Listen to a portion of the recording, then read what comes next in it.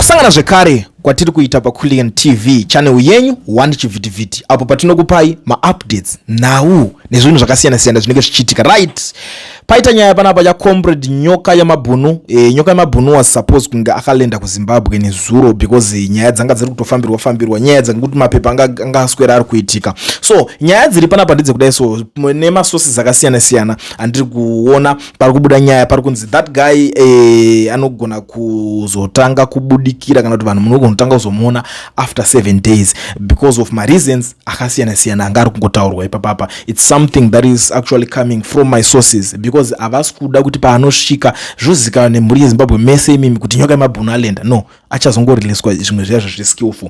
So pakusaoneka kwaari kuita, it is because a lot of people have been waiting for him ku airport vachida kumutambira matambiriro avaida kuti kinga vachita se vachimuita because vanhu vanga varoda kutonzwisisa kuti chichiri kuitika pana Nyokayemabhunu since 2017 vanhu havasi kumuona because Nyokayemabhunu is that guy anga ari kushanda nana mai mujuru kumashure ukoko. Saka meno zvema-housing projects zvaiita ikoko zvinhu zvinozobuda mushe. Pane munhu akazobuda akaisa complain yake akati ndavharwa mari yangu and the guys were paying back the money kumashure ikoko. But because pakazoitika ku unongoziva kuti zvinhu kana kushanda uri kuside rana Mugabe akabva angoruridzawo matai pamwe chete nanakasukwere Joao anonzani the other guy uyo Jonathan Moyo nana rimwe ritimu rese vakangotiza ndobva aenda wakutanga kuitawo zvelife yake ari muSouth Africa muno, like what Kasukwere is doing. Kasukwere ari mucentonment, Kasukwere ari kutamba chindege zvisingaite and ari kugara kubackroom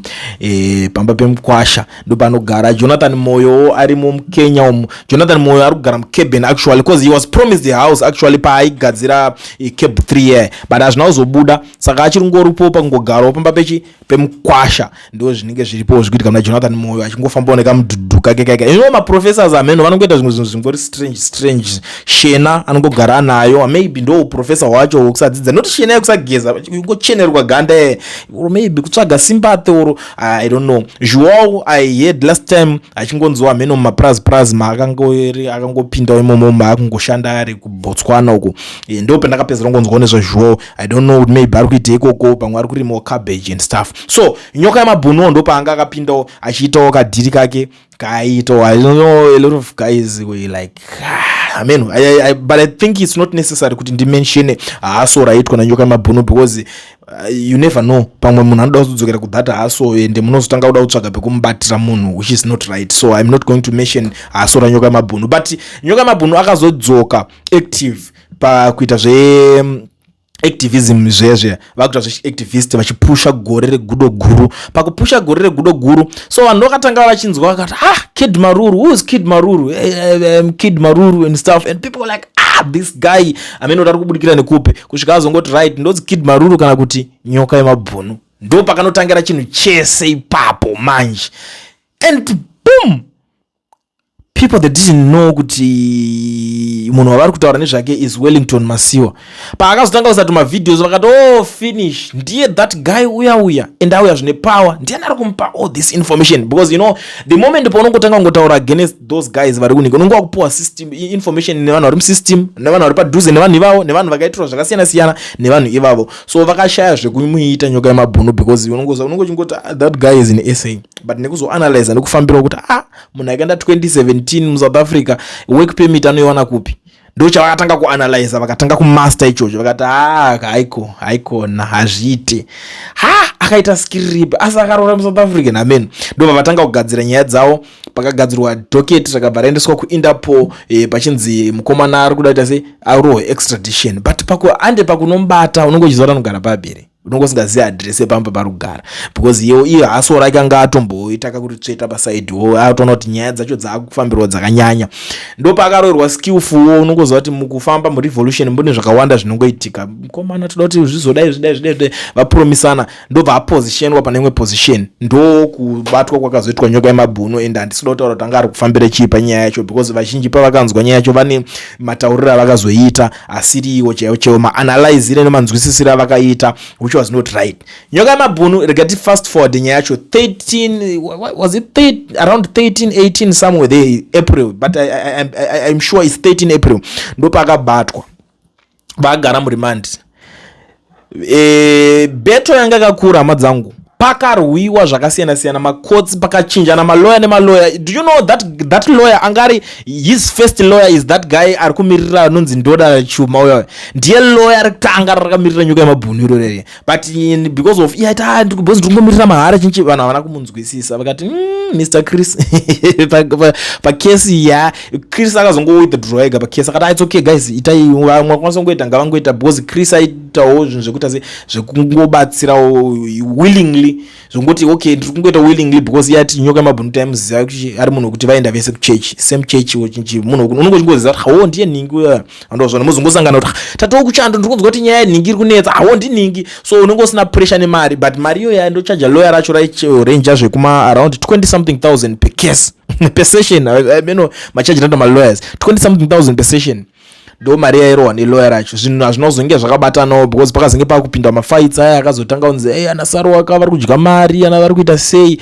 Nyokayemabhunu achizochinjwa malawyer pakapinda ana Yugia nani different type of lawyers vakamirira Nyokayemabhunu vakamira naye, and a lot of guys were contributing vachiisa mari dzavo especially mhuri dzeZimbabwe, vamwe vachitengawo chikafu vachishingirira vachingodaidai munhu akachengeteka zvakanaka. So beto yakazosvika pakunzi South African yatonga kuti papatopera gore ndi something yatonga kuti mukomana ngaachirohwa extradition ngaachidzokera kuZimbabwe, ndo nyaya yacho yakazongoperera. But madezi ekutanga nyaya iyo yanga isingatachike because vanhu vakasvika pakutoprotesta kuenda kuembassy South African embassy iri paPretoria apa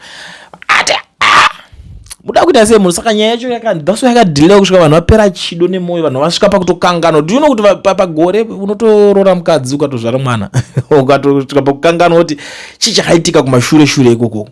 So zvadaro Nyokayemabhunu ndo pakanzi mukomana ngaachibuda achinoenda kuZimbabwe, ndo paangakatarisira kuti anofanira kunge akalenda kuZimbabwe nezuro because nyaya yacho anga ari kunzi ari kufanira kuenda nechiine ndege asi kuenda nebhazi. Ndauti munyatsopanzwisisa, anofanira kuenda nechiine ndege, ndo pakadzoka ponetsa nyaya ipapo manje because vanenge vakati extra kuti amene kuti vanobhadhara mari yendege here kana kuti kuita sei. This is what I want you guys to know. Nyokayemabhunu ana kuzobudirira kuenda kuZimbabwe. Nyokayemabhunu akadzokera kujeri riri South Africa. That is the reason why a lot of people are looking for him. Where is Nyokayemabhunu? And the day achasvika, forget and smile, you will never know kuti achaendeswa musi wechingano because nyaya dzakawanda dziri kumberi kuri kunzi kune vakatomirira kuti vanyatsomubata vamusvine kudai, so vari vanyatsomu pane zvavari kuona pakasvinwa pane something chinobuda that soup here. Saka varoda kusvina kuti vane a certain information kuti iwe zvese zvawaitaura because it's something chekuti zviri documented, chinhu chakagarirwa pasi zvakatoiswa paside kuti right achisvika tangai kuplaya iri neiri kuti information iyi wakaipiwa nani. Zvinonetsa kuti vangonangana kuti I suspect kuti ningi naniki because at the end of the day mumasecos ese vanhu unongochitoza unenge vanhu vakawanda kana museko rako maybe you are 4, 5 or 10 people vari vakakusaraunda, saka hauzoziva kuti atanga kubuda nayo information yakaita seiyo yacho ndiani. Ndo nyaya hombe yakamirirwa Nyokayemabhunu. Vamwe vari kutanza anofanira kutestify achinongedzera uyu gudo guru wake waaipusha achiti gore regudo guru, zvakawanda zviri kungotaurwa. So I will be back ndichizokuonesai kuti what exactly is going on exactly because pakunzi he is missing in Zimbabwe. Yes, he is not in Zimbabwe. Nyokayemabhunu, he is still in South Africa, and izvi ndo zvanhu zvandirikudza ini handitaure zvinhu zvekurotomoka ndipo ndichita mukana mutonzwa mukutaura nemunhu wekuti ane source inenge iri direct yekuti inenge yatombomuka ichitomboti ndepi nyoka waita sei abo urikuita sei zvako isa nhasi ukudya chii uda kudya chii uri kuda spashlo here tounza spashlo ine acha here yakawanda kana kuti tounza chii uri kuda dragon here umboita ka energy chinchi and stuff. So those are the people vekuti vanenge vanyatsondipa chi something information iri chaiyo. It's like ina taure zvemaiyese vamwe vanozouya hava vachizonzwa zvandataura vozoenda hava vachinotaura, but ndo pane nyaya izvezvi. Nyokayemabhunu is still in South Africa and that is the situation. Kana kuti pachinge pachizoitika mamwe madevelopments I will be back ndichikuudzai kuti chii chinenge chaitika. Ndisati ndaenda zvangu mhuri yeZimbabwe because ndatopedza tatorowa so matonzwa vane nzeve dzekunzwa vanzwa. Regai ndishandise mukana uno kuzivisa maZimbabweans ese zvawo vari munyika yeSouth Africa ine vari kudawo kuregisterwa macompanies nekuvhurirwa maFNB business accounts vasina mawork permits kana ma study permits. Ndiri kuti mukana ndiwoyu batai company inonzi Education Research, iyo inova company inotungamirirwa nana mukoma Owen avo dzinova idzo shasha pakuregister macompany nekuvhura ma FNB business account kunewewo munhu asina work permit, as long as une passport. But zvinoita zvinokwanisa kuti zvichikufambira, vanokuitira kuti kwauri ikoko vari kwavari ikoko. That's why ndichitaura kuti ishasha pakuita zvinhu izvi. Education research ndo vega, hakuna anokunda education research, kana pana anovakunda amenotaurira ikoko, because ndinodaro nekuti vari professional, reliable, affordable. Hakuna kana one akambochema kuti ndazovapa mari yangu handina kuitora zvinhu zvangu. Saka ukaona munhu akadaro iyeye ndiye munhu anofana kumarketwa, ndiye munhu anofana kusupportwa, ndo munhu unofana kutrusta kuti akuitire zvinhu izvi. Because mazuva ano zvinhu zvakunetsa izvi, muri kudzingirwa, you are busy competing with ma South Africans muno muchinzi endai muri kutitorera mabasa edu avahambe. But it's high time yeku create ma business. Reality inononoka kubatika zvayo, but uchasvika nguva yekuti uchabvunzwa kuti what are you doing in South Africa, uri kude chii muno, wandazviona. But iwe ungasvika nguva yekuti ndine company ka muno macho. Saka vanobva vanongona kuti these guys they are contributing a lot here. Munhu ane company, which means panenge paita zveemployment apa. Avamanyise mabosi ba, vanomanyisa vashandi chete. Saka nguva yacho ndiyoyi, vhurai macompany, register macompany. Chero macompany maideas akawandisa guys dzangu, handimukadumbo kutaurira ndichitenderera. Unoona kuti ndoda kutenga ndinocheka uswa kaini. Saka ndinovhura company ichi, unovhura inonzi garden service, unocheka miti, unongovhurawo zvekucheka miti izvi boom sloping whatever. Ndinovaka construction, ndinodidi, ndiri peva whatever, zvakawanda, ndiri guard, unovhura security company uregister.